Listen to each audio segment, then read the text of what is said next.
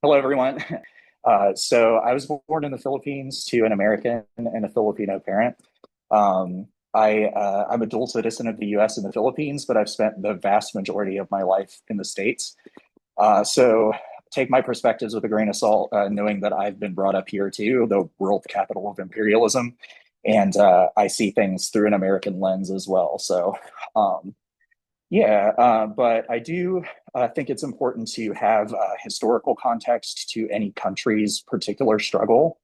And so, about half of this presentation is going to be colonial history of the Philippines and how certain events transpired in the history that led to the development of the Communist Party of the Philippines.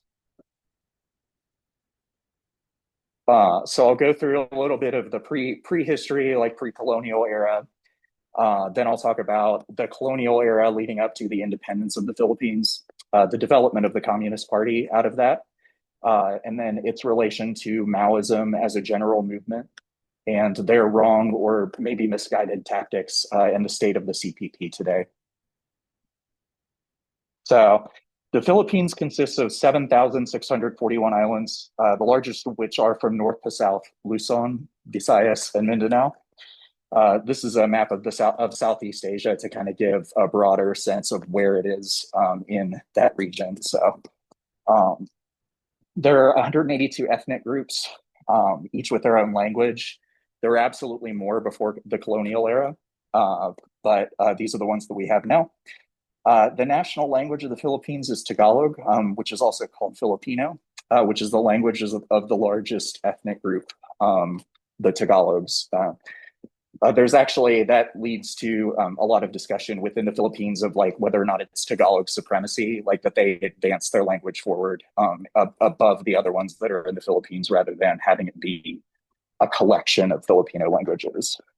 Um, but for further context, for myself, my family are Tagalogs and Kapampangan, which is another ethnic group.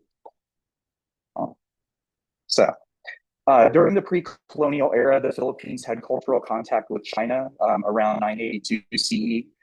There was a culinary and linguistic exchange during this time that I'll expand on here in a second. Cultural contact with India, Indonesia, and Malaysia, during which Hinduism and Buddhism were introduced to the Philippines. There was an influence of Sanskrit on our writing system through Babayan, which I'll show you guys in a second as well, and in a linguistic exchange via the Malay language and Sanskrit. There was an early spread of Islam in the southern part of the country, which predates Christianity in the 1500s. So one example of the linguistic exchange that's pretty close in nature and linguistic history is if you guys have ever maybe had lumpia, but you certainly have had a spring roll, maybe like, or probably being in America, but it comes from the Hokkien word lumpia, which descends then to the Tagalog lumpia, and both the culinary and linguistic history descend from that. So, we had our own writing system at a time. The image in the upper right hand corner is the Laguna copper plate inscription. It was a thin sheet of copper on which was inscribed Old Filipino in the Baybayin script, and the one below is how it's written today. Uh, I've actually learned how to read it just kind of as like a connection to my people, like, and so it just says the Communist Party of the Philippines, a movement defeated here in Tagalog. Uh, but so that's just some of the pre-colonial history of the Philippines. So I'm not going to go into a whole lot of detail about any particular part of this timeline, but the Philippines over time was under the rule of three different empires. The first being the Spanish. The Philippines was under Spanish rule for 333 years, which is the second longest that I was able to find. The longest colonial rule was actually over Puerto Rico, which was under the rule of Spain for 405 years, and they still aren't independent. And so they've had it a little worse. At least we got our independence in the end. But so give me one second. Then came the Philippine Revolution, and I'll be going into more detail about each of these. Uh, the first Philippine Republic, the Spanish-American War, in which the Philippines was won as spoils of war by the Americans. The Philippine-American War, in which the Philippines fought for their independence and lost. The 48 years of American rule, give or take, depending on how you define it, from 1898 to 1946. The Commonwealth era, which was very brief. The Second Philippine Republic, which was a Japanese puppet state.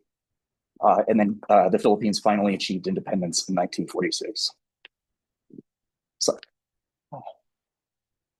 after Magellan landed in the Philippines in 1521, he was killed by the Datu, which is essentially a chief or a princely power, like in India, named Lapu-Lapu. And the islands of Leyte and Samar were named Las Islas Filipinas in the name of Philip II of Spain. And that's where we get the name Philippines and all iterations of it to this day.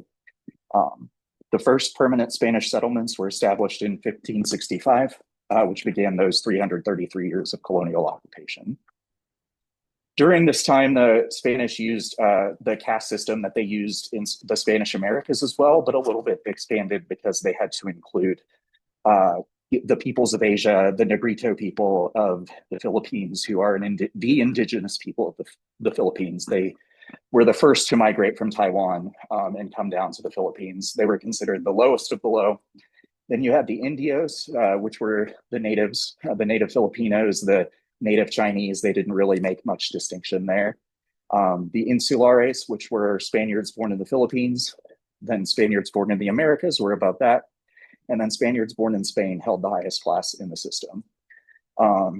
During the Spanish colonial period, Filipinos of all castes, except for the Peninsulares and Insulares, were taken as slaves and indentured servants to the Viceroyalty of New Spain, which was in Mexico at the time, to work as laborers in the Americas.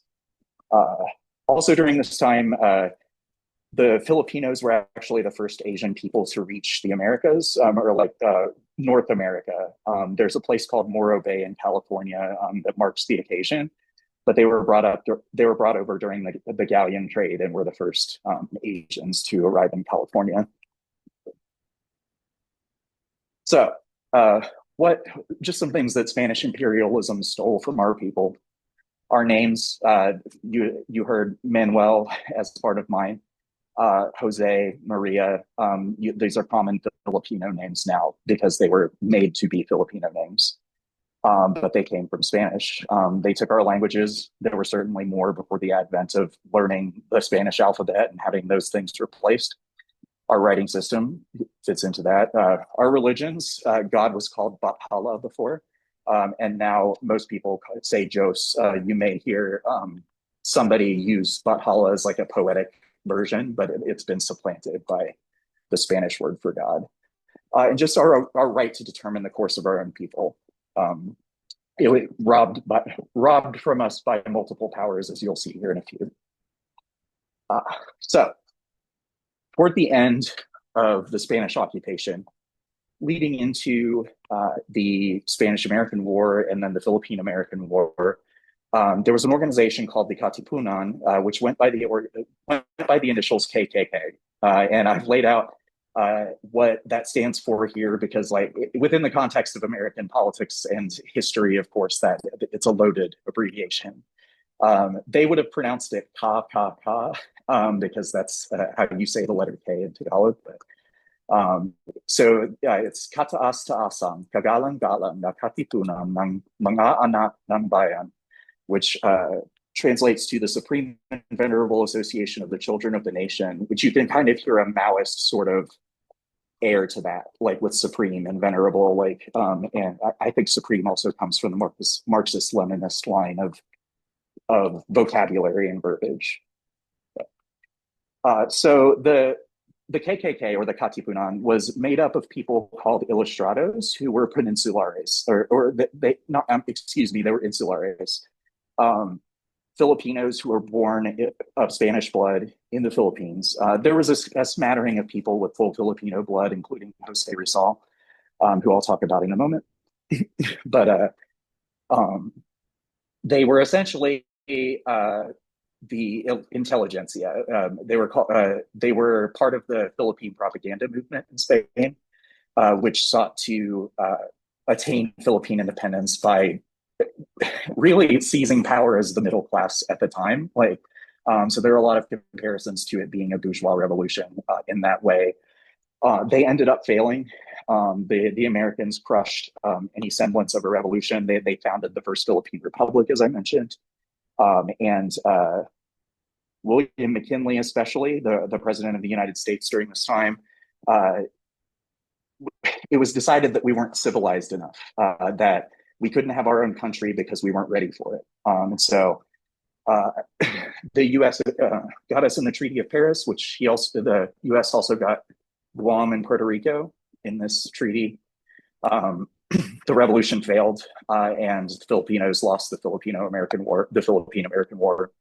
I put the end date as 1913 because there was scattered fighting with the Muslims in the Moro area of Mindanao until 1913, and so the Americans weren't completely successful until that time. At this point, the Philippines had become whatever the term is, the territory where, excuse me, I have it written down, but unincorporated territory of the United States at this point. And so over time, they exploited us for our resources, exported their culture, things like that. And then the Tidings-McDuffie Act was passed in 1934, which is essentially a carrot on a stick for us to wait for independence, that within 10 years we would have that and be granted full sovereignty over the nation. I'll talk about why that didn't happen on that timeline here in a second. During this time, the US was making a shift toward what I call soft imperialism, where instead of overt military power and taking things by force, they export their culture in much the same way the Spanish did with the Philippines. So we gained a presidential system, Congress, and a bicameral legislature, federal departments using that name rather than a ministry, which is another form of colonialism to export your language that way. They exported the use of the English language in government and education, and English remains the official language alongside Filipino to this day. A greater use of processed foods like Spam and ketchup, and which creates an economic dependence based on food. And then just a culture of political corruption that creates dynasties of leaders such as the Dutertes, the Aquinos, and the Marcoses that we see today. And so this is a part that I kind of struggled with and wasn't exactly fully clear on. But the U.S. kind of abandons the Philippines at one point, and just lets Japan take over. During this time, they were occupied from 1942 to 1945. And they instituted a puppet government, and there was a government in exile, which was based in the United States. During this time, there was also the Bataan Death March, wherein both U.S. and Philippine soldiers were marched to the sea to death. And most people died on the way from malnutrition. My grandfather has told me the story. We don't have much detail, but all he knows about his grandfather is that during the Bataan Death March, they came home in the early morning, and on his bed, they just found his clothes folded and his shoes on top. And that's the last time they had ever heard from him. And so, imperialism sucks and has a very real effect on generations of people. So out of this, and of course, the Philippines finally did achieve, let me go back. I don't have one. The Philippines did achieve independence in 1946. I think a lot of it, just from my research and just stories from the time, are that the U.S. wanted to pull back from having to maintain military bases, things like that. And of course, now we've ramped it up the other direction, where we have military bases in almost every country. And so sort of there are pendulum swings in both directions. But so out of this sort of turmoil, the CPP developed. So we'll go into that. How am I doing on time now that I'm through the history section? Just keep going till you're done. Okay. It's 25, it's 25 past. Okay. No problem. I just want to make sure. So the Communist Party of the Philippines developed out of the Partido Comunista ng Pilipinas 1930, which I'll refer to from now on as PKP 1930, and they're commonly known as that. It was itself a communist party out of the Marxist-Leninist tradition that formed and was part of the Comintern and its successor organizations that were Stalinist. It was a formation of the Socialist Party of the Philippines and the previous Communist Party of the Philippines, which was simply Leninist in nature. And then the Kabataan Makabayan was founded, of which Jose Maria Sison is the founder of the CPP, who we'll talk about in a moment. It was a communist youth league that he was involved with that actually still exists today. The logo you see there is their symbol. It's the letter Ka, and so a lot of words that have to do with these words come from the root word for like coming together, being together. So like the word for comrade is kasama, which literally means together, and so that's why a lot of these things start with K. It's sort of like communalism in the linguistics of it. So the modern CPP was founded on December 26, 1968, which was the 75th birthday of Mao. Developed out of a popularity of Maoism in the 60s and 70s. It was kind of the new hotness at the time because China had developed it, and it seemed to make sense as a direction for communism to be going, like in the new era that was occurring at the time in people's minds. So there was a split that the PKP 1930 split into itself, which was on the Soviet side, and the CPP, which was the Maoist party, and it mirrored the Sino-Soviet split that occurred at that time. Jose Maria Sison is the founder and really the main cult of personality of the CPP. He's known as Joma and Amado Guerrero in his writings, so a lot of times you'll see that signed instead of Jose Maria Sison. He was radicalized at the University of the Philippines when, and actually one of my comrades let me know this story. He was made to read an anti-communist article and was turned on to Marxism by the quotes that it had from Marx and Engels within it. And so he started to study it, and it had the complete opposite effect, and he became a Marxist. He founded the Student Cultural Association at UP during the Red Scare, the second Red Scare of McCarthyism, to counter those attacks on Marxism. He joined the PKP 1930 and 1962. He was a poli-sci lecturer for a few years, and he actually educated Rodrigo Duterte, which he later tried to capitalize on, which we'll talk about as well. Then he founded the Communist Party of the Philippines in 1968, as I mentioned. Ferdinand Marcos Sr., who is the current president, Bongbong Marcos's father, was president from 1965 to 1986. That's 21 years. And there are a bunch of reasons why, in large part because he declared martial law. Martial law was declared in 1972 in response to a communist threat from the CPP and the Muslim Independence Movement, or MIM. The CPP and the New People's Army, which is the armed wing of the Communist Party of the Philippines, were blamed for it, alleging that Joma wanted the writ of habeas corpus suspended to cause martial law to be enforced so that he could use that to then foment a revolution. They denied that. There were several attacks that I'll put up here in a second that the NPA initially denied, but since then, they have taken responsibility for every attack that they have done in the country. So the CPP and NPA were banned and forced underground during the martial law period.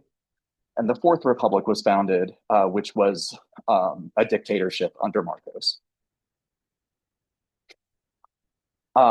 A series of events led to what was called the People Power Revolution in 1987. It was actually at the end of 1986, excuse me. The first was the assassination of Ninoy Aquino, who was the main opposition and a member of the Liberal Party, which was it's as liberal party as it sounds. It's centrist and in a lot of ways like stays there. So he was assassinated, and that made it for the first time a coherent movement of the left, what semblance of the left there is in the Philippine context. And from there, the Catholic Church, military groups, and just different groups within the strata of the Philippines started to organize against Marcos. And he eventually, there's a certain number of hours, I think it's 77 hours they talk about, where that's all it was all that it took, because basically the entire country mobilized. And had the backing of religious entities and things like that. So their demands were that Marcos be removed from power, and that democracy be restored as it was before his administration, which leaves things to be desired. But my mom actually participated in this revolution. She's told me stories about it and what it was like, so that it's kind of cool to have that connection. He was deposed at the end of the revolution and was made to be in exile in Hawaii, where he died. The U.S. took him in and protected him, dictator, just because he was basically pro-imperialist and right-wing and everything they wanted from a leader in Asia. But he did die in exile. And as a result, and I'll talk about this in a second, sorry. But there's a lot within Maoism of like coalescing around cults of personality. And so there wasn't really anybody to fill the vacuum that was left. And so that's a big thing, just kind of summarizing. So Maoism, I'll just very briefly overview. There's just a couple of pieces that are relevant to the CPP. It's a development of Stalinism or Marxism, Leninism, that essentially was applied to the specific conditions of China. A big part of it is the protracted People's War, which utilizes guerrilla warfare. The quote is, "Surround the cities from the countryside." And sorry.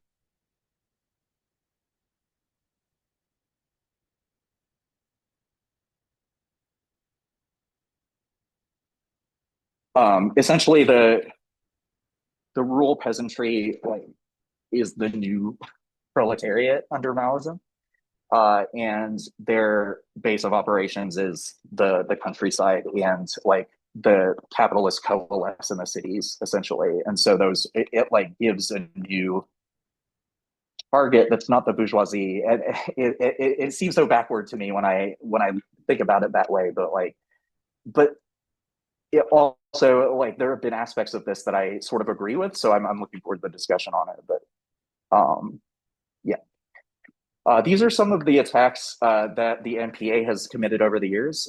There are many more. The big one is the Plaza Miranda bombing at the Liberal Party National Convention, which is actually the attack that set off martial law. And there are others. Like I mentioned, the first three were disavowed by the NPA, and the rest they've taken full responsibility for. So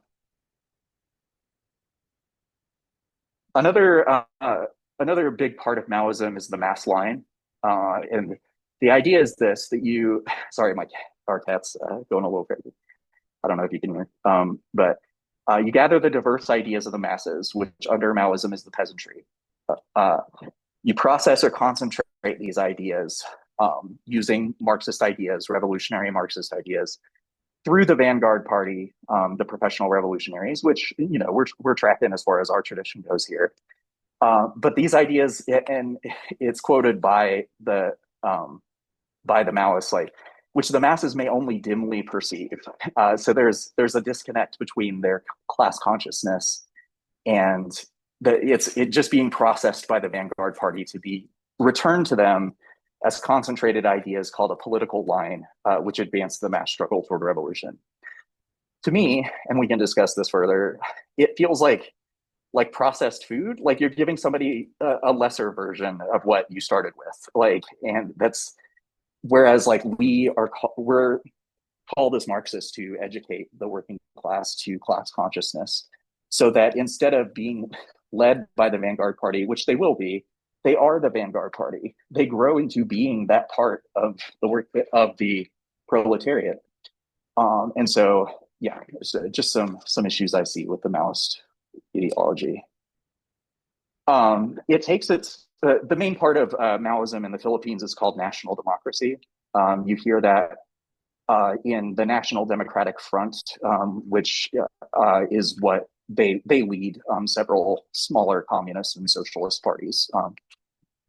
And they refer to what are called the three fundamental problems of the semi-feudal, semi-colonial Philippines as they believe it stands. So imperialism is kind of self-explanatory. The things that it does, get rid of it, sucks.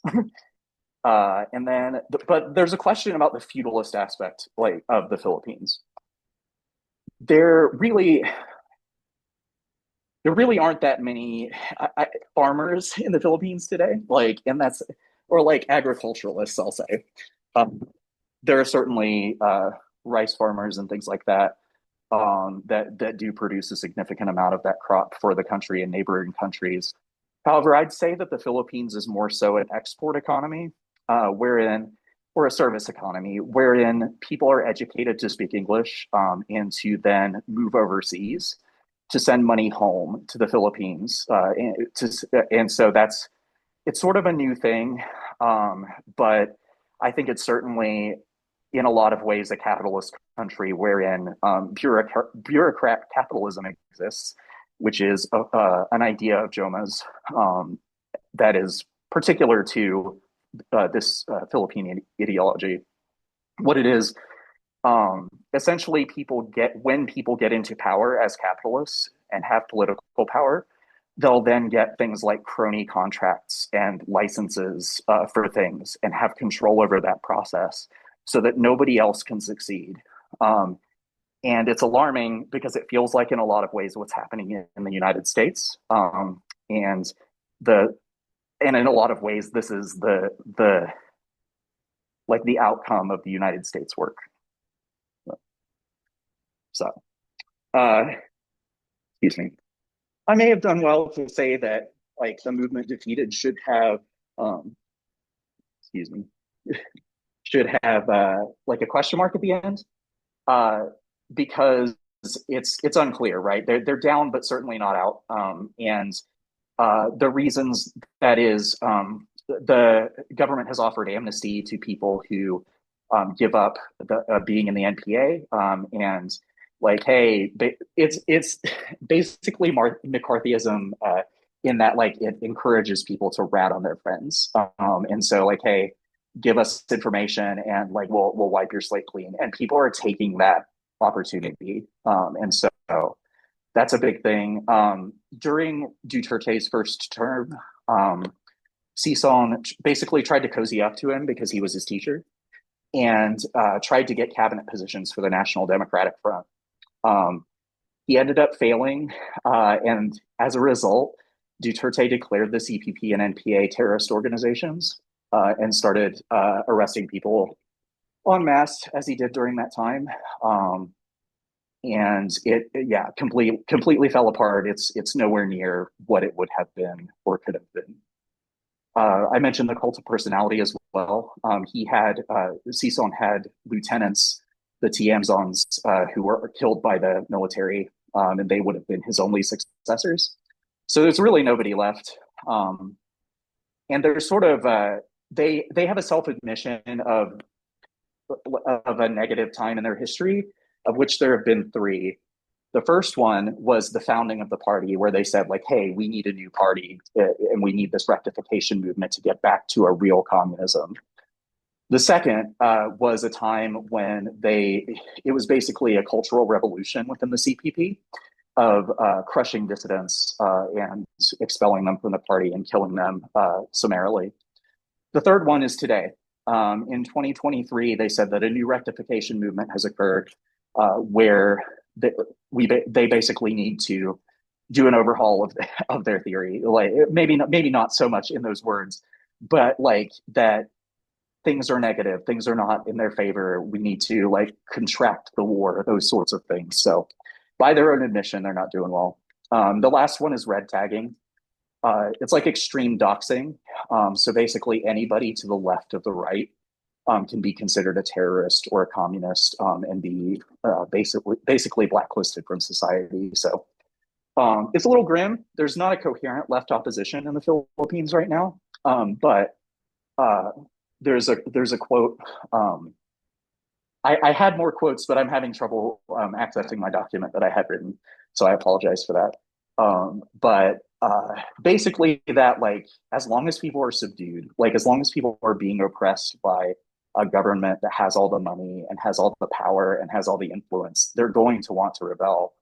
And this leads into some of what the readings that we had for this.